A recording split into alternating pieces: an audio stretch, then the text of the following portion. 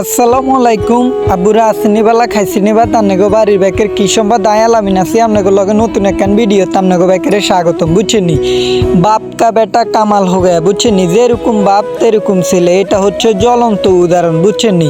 দানশীল হতে হলে সর্বপ্রথম আপনাকে আপনার মনের দিক দিয়ে বড় হতে হবে। আপনার ধন সম্পদ যতই থাকুক না কোনো ব্যাপার না, যদি আপনার মন বড় না হয় আপনি কখনোই মন স্বাধীন করে দান করতে পারবেন না। এটা আবার প্রমাণ হয়ে গেল। দেখছেন, দুই বাপ ছেলে মিলে শপিং মলে গিয়ে জামা কাপড় কিনলো, তারপরে হাসপাতালে এসে নিরীহ গরিব মানুষগুলাকে তাদের জামা কাপড়গুলা দান করতেছে। দেখতেছেন, এরকম দানশীল হতে হলে কপাল লাগে, ভাগ্য লাগে। আর আমরা কি করি? আমরা নিজে খাই নিজে বাঁচি, ইয়া নাফসি, নিজে বাঁচি বুঝছেন। এটা হচ্ছে মানে কিছু মানুষের অভ্যাস। আপনি চাইলে আপনার পাশের মানুষগুলাকে খাওয়াতে পারেন, আপনি চাইলে আপনার পাশের মানুষগুলার মুখে হাসি ফোটাতে পারেন বুঝছেন। এটা হচ্ছে জ্বলন্ত উদাহরণ।